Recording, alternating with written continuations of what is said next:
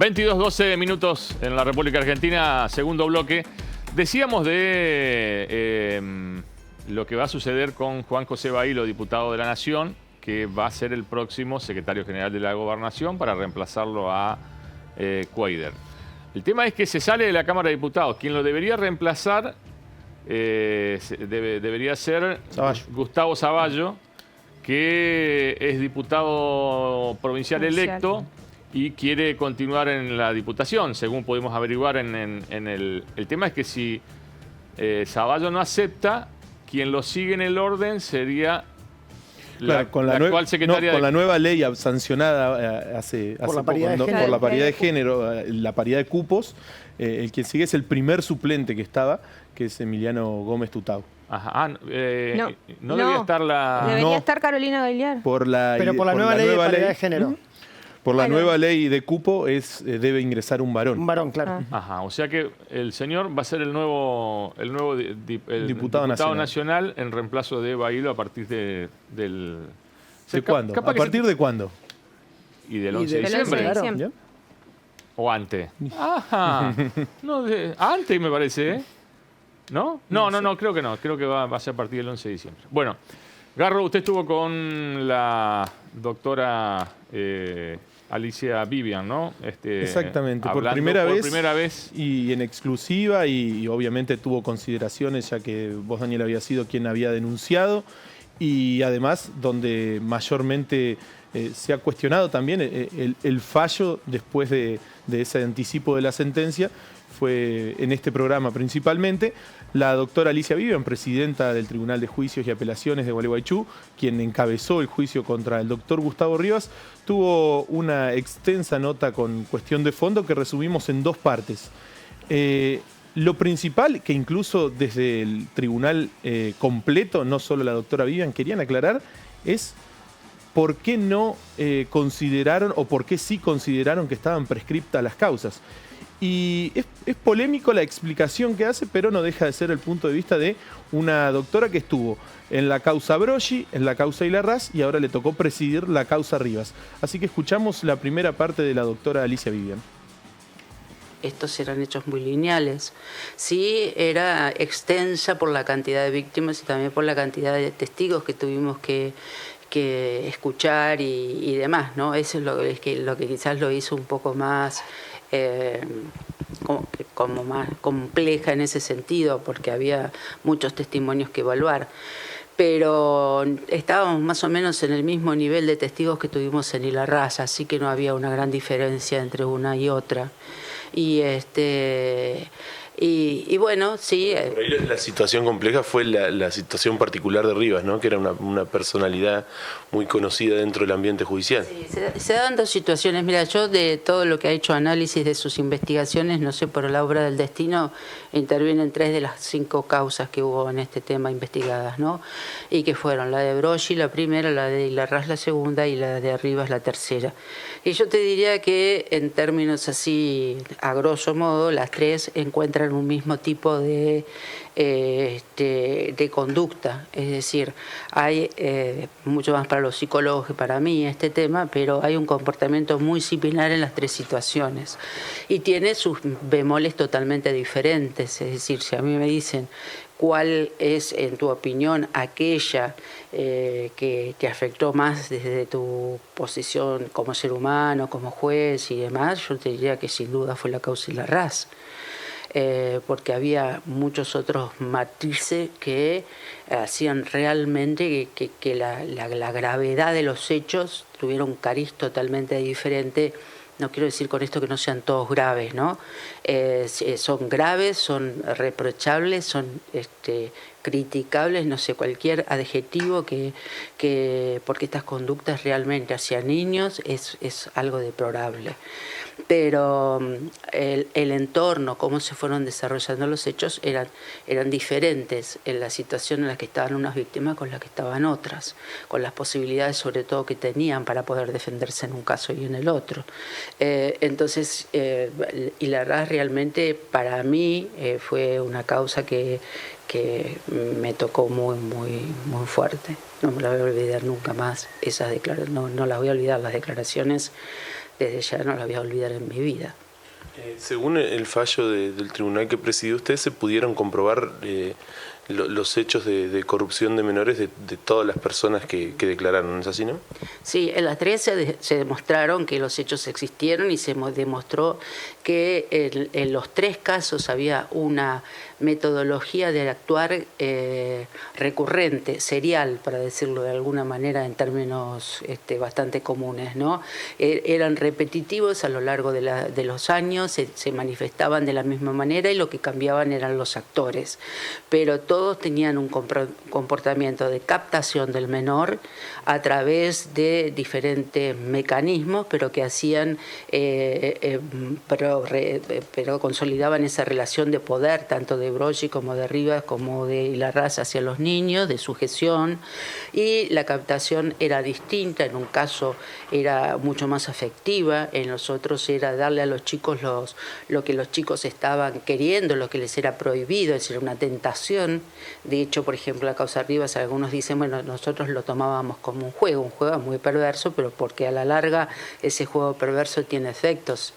No será hoy, será mañana. En algún momento se produce un efecto muy negativo en el niño abusado. Y esa metodología la iban repitiendo con distintos actores, vuelvo a decirlo, y formaban una característica de su propia vida, ¿no? Es decir, la búsqueda de un niño para su satisfacción personal. Bueno, y eso no se ve en un abuso común. Se ve en estos tipos de abusos reiterados. Calcula que en el caso de Rivas estamos hablando de hechos que empezaron en el 75, que fueron corroborados por la documentación que teníamos, es decir, las películas, las fotos datan de aquellas épocas. No es difícil darse cuenta que no son actuales, hasta prácticamente el año 2000 y pico. Es decir, que tienen una secuencia muy prolongada. En el caso de Ilarraz no me cabe la menor duda que eso también existió a lo largo del tiempo, y en Broggi también. Lo que pasa es que saltan a la vista con hechos que no representan todos esos años, sino que representan parte de un pedacito de la historia abusiva.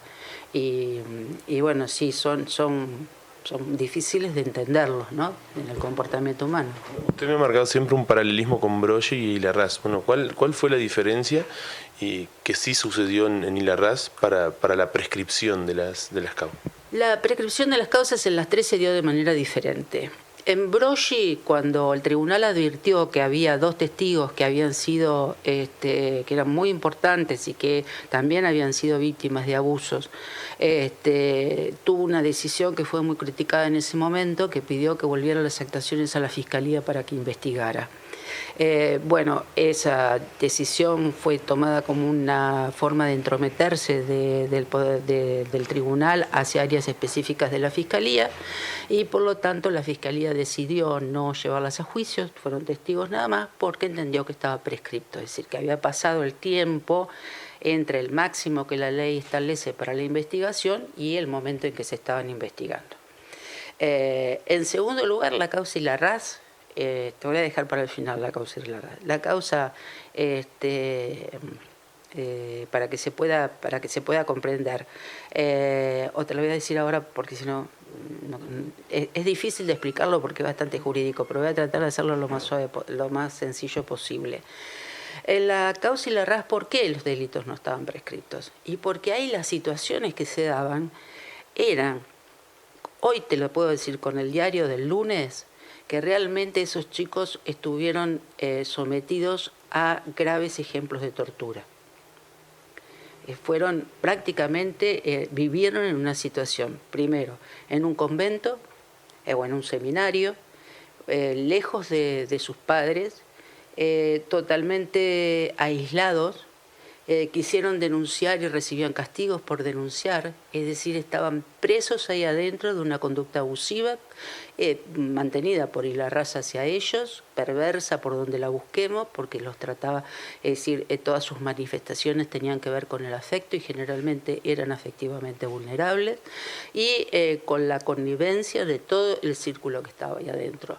A punto tal, para ejemplificarlo, uno de los testigos, uno de las víctimas dijo, yo me escapé, quise salir y cuando vi dónde estaba no sabía a dónde ir, porque no conocía, no hay, bueno, el seminario de Paraná, para los que no saben, está enclavado en un lugar que hoy mismo no tiene ningún vecino, no tiene a nadie, es decir, está allá arriba en un lugar hermosísimo, pero sin contacto, y tuvo que volver a entrar.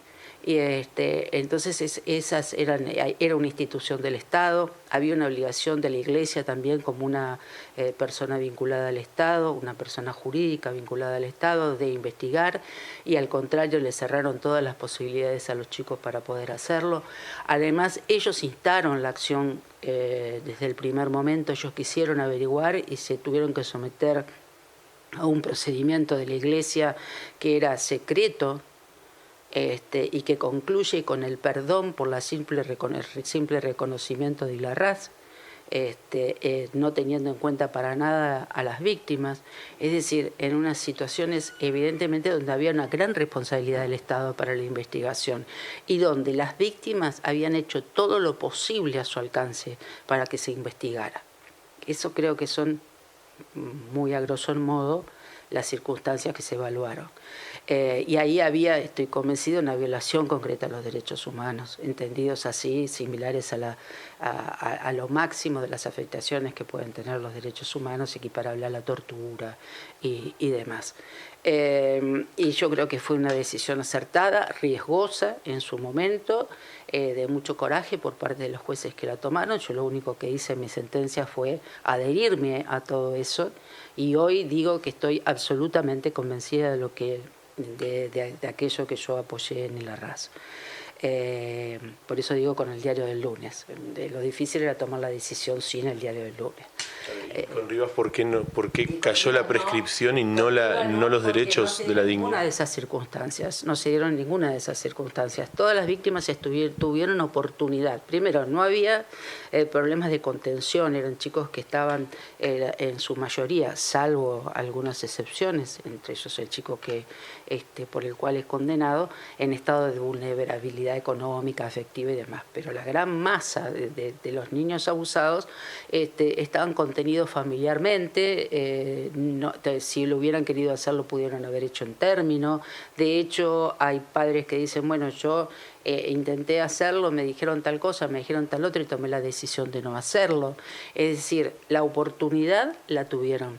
Y de hecho, la oportunidad también la tienen porque cuando denuncian, aunque sea tarde, se le toma la denuncia, se hace la investigación, se celebra el juicio, se lo declara que es responsable penalmente, pero lo único que no se le impone es pena. Es decir, que el Estado ha cumplido, porque dice la Corte Interamericana, no, lo que se busca es que una tutela judicial efectiva, que sepa esa persona que en definitiva su reclamo fue escuchado.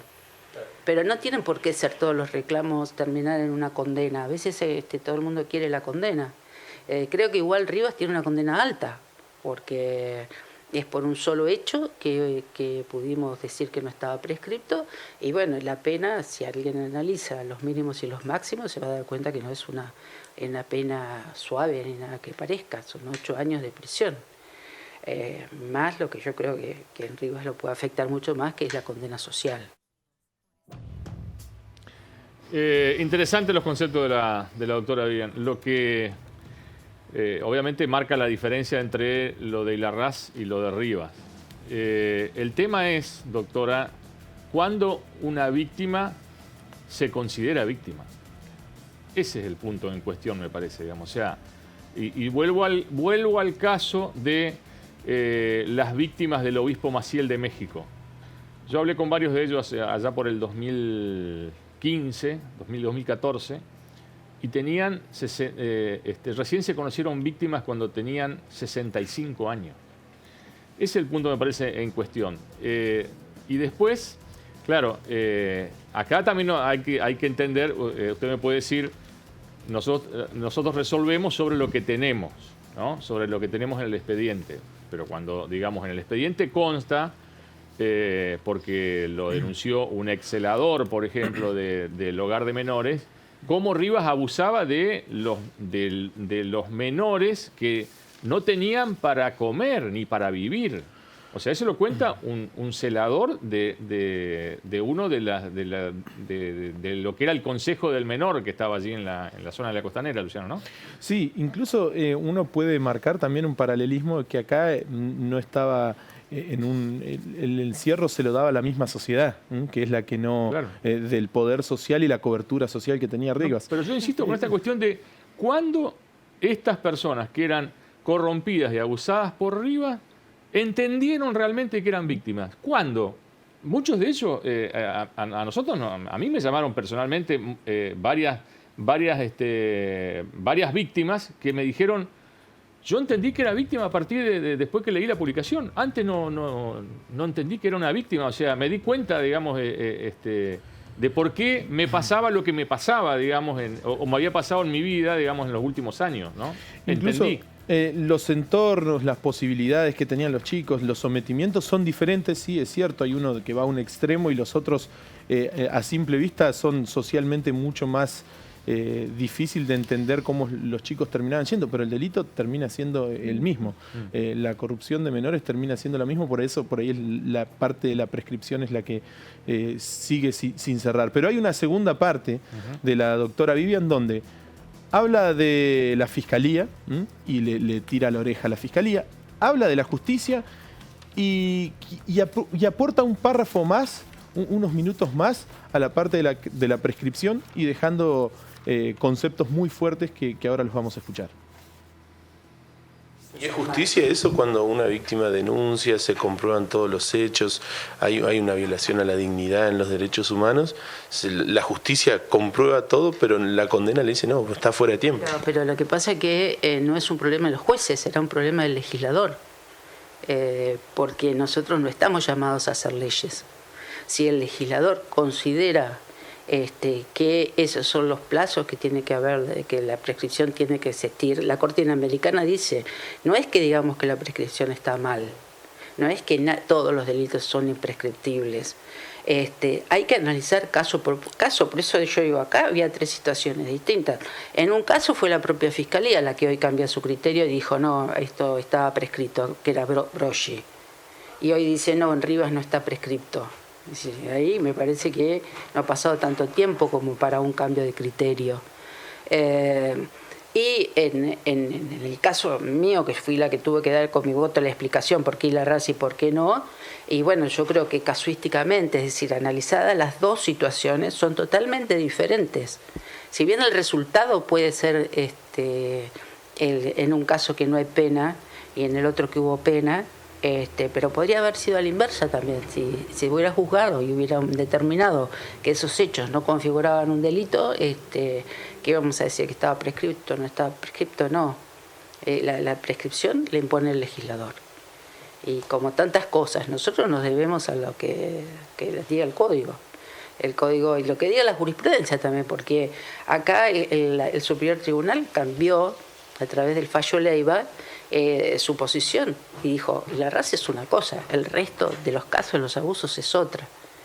La Corte también ha hecho algunos cambios en base a eso. Analicen cada caso en particular y bueno, si hay responsabilidad del Estado como había en Larraz, si hay realmente una violación gravísima de los derechos humanos, si las personas quisieron llevar adelante la acción en términos y no pudieron porque tenían el deber de guardar secreto, tenían un procedimiento de la Iglesia al que estaban obligados, y bueno, esa es una situación. Ahora, la otra, cuando las víctimas dicen, los padres sobre todo, bueno, no, yo decidí. Y muchos padres decidieron que no querían, porque, bueno, tenían consejos de abogados, o tenían esa cuestión de no te vas a meter con este señor, o no sé, cada uno sabe sus sentires, sabe sus opiniones, pero eso quedó también plasmado. Así que no hubo un impedimento de nadie para que no lo pudieran hacer, como era la causa de Larraz. Doctora, la Fiscalía fue muy dura con el tribunal, post fallo. ¿Tiene algún concepto hacia Fiscalía? La Fiscalía siempre es dura con el tribunal cuando el tribunal no les marca que no han probado determinada cosa o que no nos han convencido con certeza. Yo creo que no hay mejor defensa que un buen ataque y pasó por ahí la historia. Pero bueno, yo los respeto. Yo lo único que hago cada vez que emito un fallo, absolutorio o no, es saber que hice lo que las pruebas me dijeron, y si a mí no me demuestran, jamás voy a condenar a una persona cuando no hay pruebas que así me lo digan, porque me parece que esas condenas por las dudas o por la cara de la persona van en contra de lo que nos manda la ley, el sentido común y todo, que es reconocer que una persona es inocente hasta que se pruebe lo contrario. Si la Fiscalía no prueba en este nuevo procedimiento, de hecho ustedes saben que nosotros no podemos ni preguntar en las audiencias. Entonces, muchas veces nos pasa decir, ay, pero ¿cómo es que no preguntan esto? ¿Cómo es que le falta tal prueba? Bueno, pero hagamos responsable al que tiene el deber de probarlo, que es la Fiscalía. Y en este caso, ¿considera que la Fiscalía denunció bien y mostró todas las pruebas? Porque a priori o públicamente, o las investigaciones que salieron de análisis, las pruebas eran contundentes.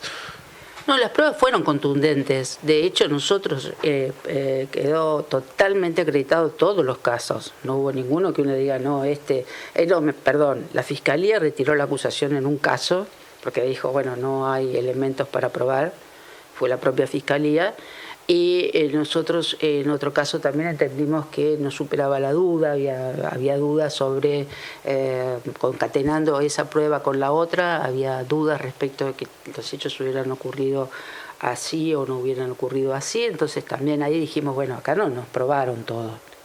Acá están todas estas dudas explicadas desde ya. Si leen la sentencia surge claramente por qué dijimos que en ese caso había que absolver. Pero en aquellos casos que la Fiscalía probó, bueno, fue contundente la prueba y se demostró que los hechos existieron. La causa Rivas, ¿está de acuerdo que haya tramitado en Gualeguaychú, por la relación de Rivas con el ambiente judicial? Y también por la relación que podría haber, vive a escasos 100 metros de acá, con una relación continua con la justicia, ¿debería haber tramitado en Gualeguaychú? Bueno, eso yo no me lo planteé, pero a veces da más tranquilidad. A mí me pasó cuando recién empezaba y tuve que ir a un caso muy resonado que hubo en Gualeguay, que fue la muerte del hijo de un concejal y demás, que se había también, era una causa que se había anulado y demás, muchas otras cosas más. Y sí, creo que daba cierta tranquilidad porque no era del medio, pero no lo sentí acá no lo sentí como un impedimento, es decir, de hecho Rivas nos hace una primera aclaración así, como si fuera a título de consejo, que no nos dejáramos influenciar por el periodismo, ni por los medios, ni por la sociedad, todo, es decir, una serie de cosas. Yo le contesté que quedara muy tranquilo, porque la primer pauta que uno tiene que hacer cuando es juez es dejar de lado sus propios conceptos. Es decir, yo en el Arras no tuve problema para decir que había habido una participación de quienes hoy ocupan actos jerárquicos de la Iglesia. Estoy convencida de eso. Y soy católica y tengo fe. Pero una cosa no quita la otra. Yo tengo que desprenderme de mis sentires, de mis opiniones, de lo que a mí me parece como ser humano, y ponerme frente a un hecho objetivamente, imparcialmente, es lo que le dije arriba, que tenga la seguridad, impermeable a lo que pueda decir el periodismo, a quienes respeto, con quienes tengo diálogo, pero que no me hacen cambiar mis posiciones. Puedo compartirlas, puedo no compartirlas, pero jamás estaría haciendo un fallo en función de la presión de nadie. Y eso me parece que es la labor del juez, ser imparcial totalmente a todo lo que pueda venir. A la prensa, a esto, uno puede escucharlo. Yo, de hecho, les digo sinceramente, no leo nada. Trato de llegar lo más aséptica posible a un debate. Y bueno, yo le dije a Rivas, mire, quédese tranquilo, porque yo no me siento ni presionada por la figura de Rivas, ni presionada por nada. Y de hecho, vuelvo al caso de Larraz. Es decir, cuando decían, no puede ser que... Sí, porque era verdad. Era verdad. Y lamento que no se haya seguido investigando, porque la Iglesia lo necesita, porque los fieles lo necesitan y porque estos chicos realmente necesitan tener ejemplos dentro de la Iglesia, no demagógicos, no discursos demagógicos, casos concretos. ¿Qué sucede si en casación se revierte este fallo? Habrá que preguntarle a casación los por qué. Yo creo que está absolutamente fundado. Con el tema de la prescripción, o se revierte el fallo porque... Sí, por el tema de la prescripción. Y bueno, se estará fijando un nuevo criterio en la provincia. Pero no sé, porque el superior tiene un criterio totalmente distinto, habría que esperar que transite. También se decía lo mismo de Ilarraz, ¿qué va a pasar? ¿Qué va a pasar? Hicimos un juicio con una pendiente, un recurso en la Corte, y a los 3 días la Corte sacó una resolución que realmente, a mi modo de ver, parecía ridícula después de tantos años. Como diciendo, bueno, ahora esperé y ahora te digo, esto no era motivo de análisis por parte de la Corte. Entonces yo creo que el Superior Tribunal tiene este criterio muy claro. Hay situaciones de excepción y hay situaciones que no son de excepción. Y para mí, incluso yo... Y la de Rivas no es de excepción. Y la de Rivas no entra en esos componentes de violación a los derechos humanos de manera gravísima. Equiparable, por eso digo, equiparables, porque si uno se pone en la situación de esos chicos, vivían en un seminario, alejados de sus padres, nunca habían salido de sus aldeas, tenían problemas afectivos, de vulnerabilidad afectiva, eran chiquitos, tenían 13 años, estaban bajo un régimen totalmente rígido. Su único muro de contención eran los sacerdotes que estaban con ellos. Y si además ese sacerdote abusaba de ellos bajo la figura de si me haces esto, más me querés, si avanzamos en esto, me vas a querer más, y mostrándole que sus privilegiados tenían unas cosas que los otros no podían llegar a tener. Si uno denuncia y Puígar, y lo digo con nombre y apellido, lo castiga al chico, lo manda a lavar los baños o los deja afuera porque están diciendo, mirá lo que me está pasando, entonces me parece que las situaciones son distintas. Es un establecimiento del Estado, acá no era. Chicos que estaban pupilos, acá no eran. Chicos que después, que pasado, y además con otro aditamento, ¿no? que es valorable desde el punto de la diferencia de los hechos. Nosotros no nos tenemos que olvidar que los chicos de Ilarraz querían ser sacerdotes y que para ellos la figura del sacerdote era una imagen de Dios en la tierra, que venían de familias extremadamente católicas que le habían confiado a un sacerdote la vida de sus hijos y a la iglesia el futuro de los mismos. Acá no era eso, acá no era. Y de hecho muchos papás pudieron haber sabido qué era lo que estaba pasando. Bien, muy interesante el reportaje de Garro. Muy profesional, así que nuestra y una vez al año me toca, una vez al año. Y muy interesante también la respuesta de la doctora Vivian, que esperemos les sirva. Estoy recibiendo mensajes de las víctimas de Ilarraz que están muy emocionadas por los conceptos de la doctora Vivian, y está bien que sea así, ¿no? Porque quedó claro de cuáles fueron sus argumentos para condenarlo a Ilarraz y exigirle más respuestas a la iglesia. Incluso remarcó que donde dice es una pena que no hayan seguido investigándolo en la iglesia, ¿no? Es una pena. Pausa y ya volvemos con el último bloque.